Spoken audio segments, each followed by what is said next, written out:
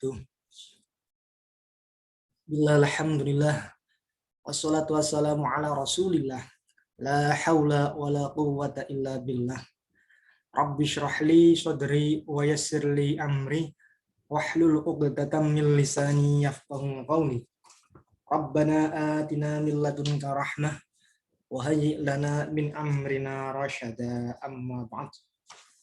Para hadirin yang berbahagia pada pagi hari ini, yang insya Allah mendapatkan rahmat dari Allah senantiasa, diberikan perlindungan, diberikan hidayah, hingga kita kelak mendapatkan gelar husnul khotimah ketika kita sudah wafat. Amin amin ya rabbal alamin. Para hadirin rahimakumullah, 6 alasan mengapa beribadah kepada Allah. Kita manusia, statusnya adalah makhluk. Makhluk itu pasif tentunya ya. Dari bentuk katanya makhlukun, maf'ulun, yang diciptakan. Berarti ada yang menciptakan kita. Ya. Penciptanya siapa? Al-Khaliq. Tiada lain adalah Allah.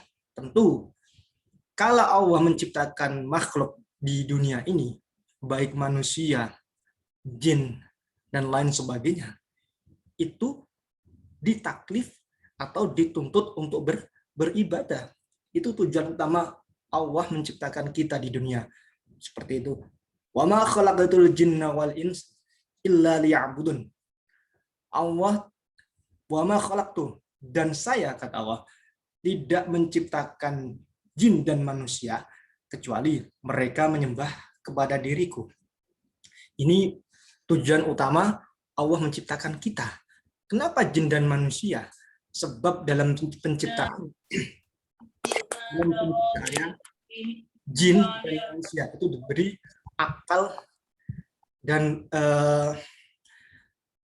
akal dan nafsu ya, jin dan manusia. Lantas kemanakah setan ya? Kemanakah setan? Apakah setan itu tidak ditaklif untuk beribadah? Ditaklif, sebab setan itu bagian dari jin ya. Setan yang tugasnya mengganggu kita itu bagian dari jin, bagian dari jin. Hanya saja setan itu adalah jin yang abai, jin yang bermaksiat, jin yang enggan menjalankan ibadah kepada Allah. Seperti itu. Jangan salah, jin itu juga ada peribadatannya. Ada alamnya tentunya ya. Kemudian ada rangkaian ibadah, ya sholat, ya puasa, ya zakat di alamnya sana. Seperti itu. Kita tidak tahu ya. Kalau kita, karena kita dimensi manusia, yang kita tahu ya sesama kita. Tapi kalau jin juga, jangan salah, di sana juga ada tempat tersendiri untuk beribadah. Ya sholat, ya puasa, zakat, dan bahkan haji. Kalau setan itu memang ditaklif, namun dari penciptaannya dulu, yang namanya iblis, setan ya iblis itu enggan untuk mentaati perintah Allah. Malah karena sudah dicap masuk neraka, setan ini tidak mau sendirian masuk neraka, kecuali nanti juga akan mengganggu manusia, digoda manusia itu agar abai maksiat kepada Allah hingga menemani dia di neraka. Naudzubillah, tsumma naudzubillah. Seperti itu. Lantas ibadah itu bentuk masdar, akar kata ibadah artinya pengabdian, penghambaan juga boleh. Secara umum seperti itu. Namun secara syariat, makna syar'i, tentu ibadah itu ada pakemnya, ada kaifiyahnya, ada tata caranya. Kita mengetahui yang namanya sholat, puasa, zakat, manasik, rukun-rukun haji, manasik haji, itu semuanya ada aturannya. Tidak seenaknya saja mengerjakannya. Waktunya juga ada tersendiri, waktu khusus untuk pengerjaannya. Seperti itu. Itu secara makna syar'i. Namun tentunya apapun yang kita kerjakan itu bisa bernilai ibadah, bisa bernilai pahala. Contoh, kita bekerja, mencari nafkah. Kalau kita niatkan dengan niat yang benar, saya bekerja jualan bubur ayam, misal bubur ayam, beribadah itu memiliki nilai demikian. Ketika kita sandarkan kepada Allah, ya Allah, saya melaksanakan perintahmu karena saya memiliki tanggungan keluarga untuk menafkahi sebagai bentuk ikhtiar. Itu sudah ibadah secara umum seperti itu dan bermuatan pahala tentunya. Memang benar rangkaian dalam surat Al-Fatihah, iyyaka na'budu wa iyyaka nasta'in. Hanya kepadamulah kami menyembah, kami menghamba, kami mengharap, mengabdi, seperti itu. Dan hanya kepadamulah kami pula meminta pertolongan. Jadi hidup kita ini di dunia pada dasarnya adalah pengabdian. Tergantung profesi masing-masing. Yang profesinya dokter berarti pengabdiannya adalah menyehatkan masyarakat lillahi ta'ala. Karena Allah. Yang profesinya sebagai cleaning service berarti apa? Menjaga kebersihan lingkungan lillahi ta'ala, karena Allah. Seperti itu. Contoh lain, ada orang ya tadi penjual bubur ayam. Itu niat ibadahnya gimana? Selain nafkah, kalau mencari nafkah sudah pasti itu samanya dengan jihad fi sabilillah, menghidupi keluarganya.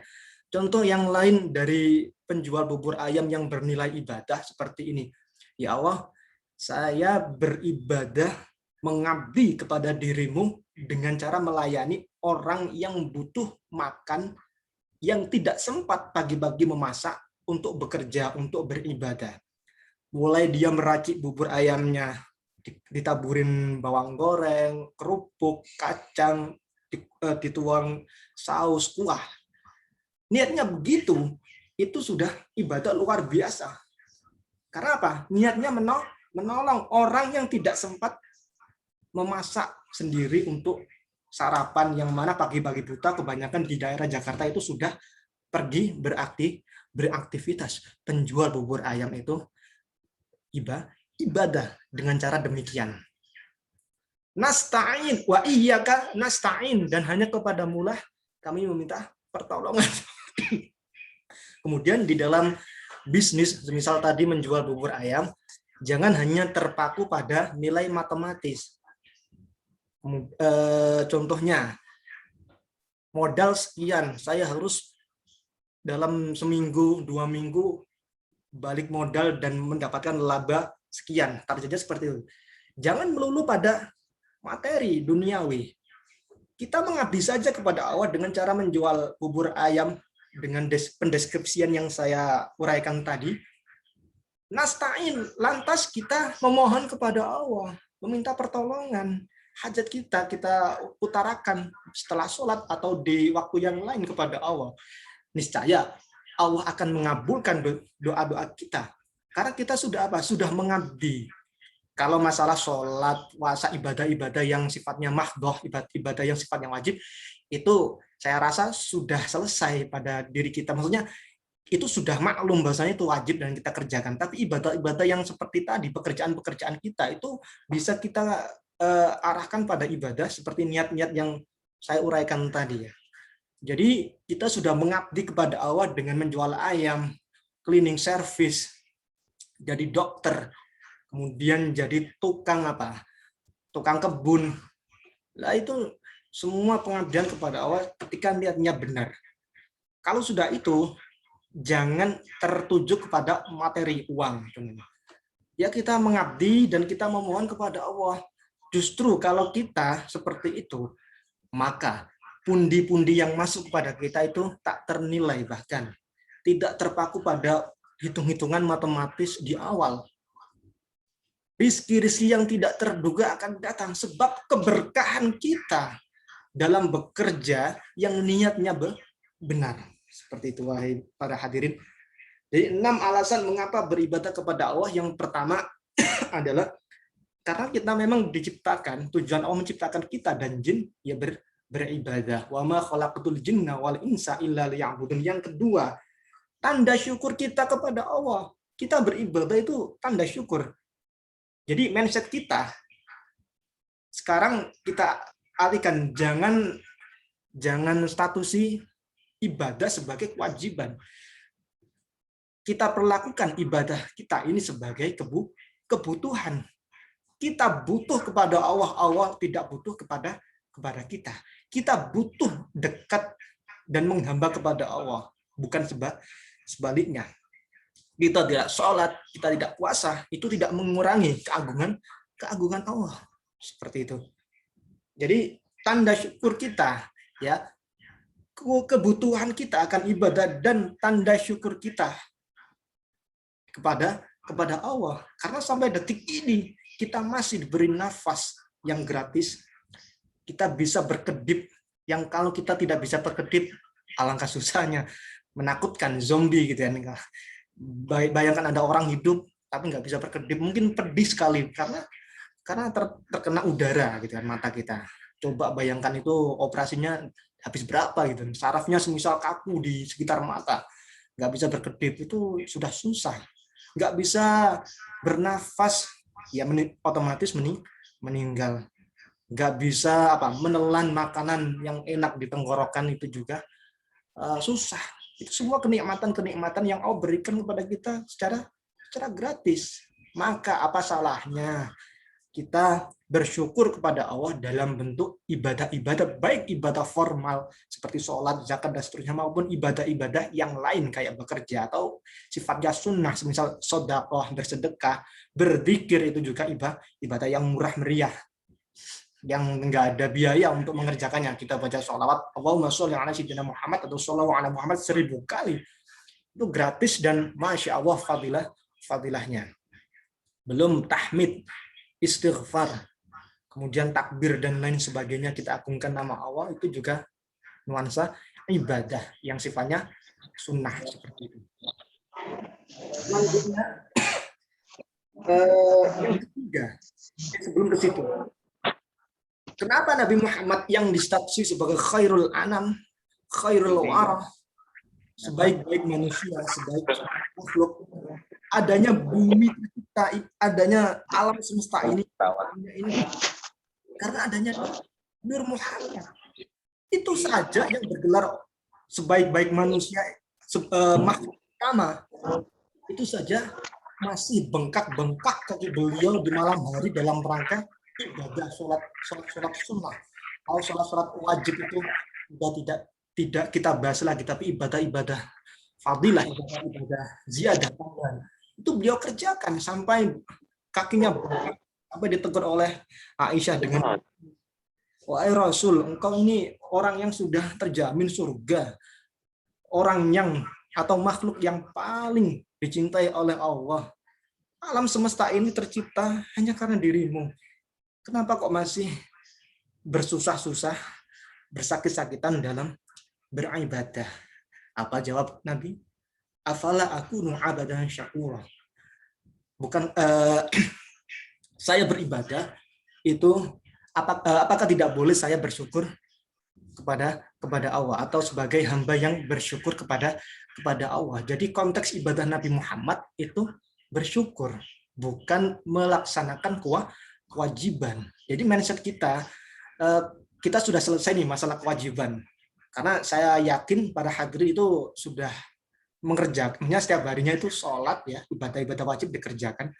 Sekarang kita mindset kita larikan, itu merupakan kebutuhan kita akan Allah, akan dekat kita kepada Allah. Yang masih sakit, yang tidak bisa mengerjakan ibadah secara tamam, sempurna, maka di kemudian hari boleh kita mengqadha'nya, menyempurnakannya. Kalau memang sakitnya sudah COVID ini yang memang bergejala, yang butuh di pembaringan, ya berzikir gitu. Berzikir itu juga merupakan ibadah seperti yang saya uraikan tadi, murah meriah, fadilahnya sangat agung seperti itu. Yang ketiga, alasan mengapa kita beribadah kepada Allah selanjutnya adalah itu merupakan tugas yang diamanahkan kepada setiap rasul untuk umatnya. Memang setiap rasul diutus oleh Allah kepada umatnya. Selain perihal tauhid, akidah, itu juga menyeru untuk beribadah kepada Allah. Jadi kalau kita beribadah, misal sholat dan seterusnya, otomatis kita sama halnya mentaati perintah Allah pun otomatis pula mentaati perintah Rasul. Sebab lewat Rasulullah Muhammad Allah merisalahkan, mentaklif, mewajibkan kita untuk beribadah. Karena dengan ajaran beliau kita tahu ibadah-ibadah apa yang wajib kita kerjakan. Yang kelima, Allah satu-satunya zat yang tepat untuk bukan zat yang tepat. Allah lah satu-satunya zat yang wajib kita sembah. La ilaha illa anta. Ya, tiada Tuhan selain Engkau. Jadi mengapa kita rangkaian sholat, contoh sholat kita mulai takbiratul ihram, baca Fatihah, surat, ruku, terakhir sujud itu merupakan bentuk pengabdian yang sangat penuh, gitu kan? Pengabdian, penghambaan yang sangat penuh, karena sujud kepala itu merupakan sesuatu yang sangat kita maksudnya kita jaga benar.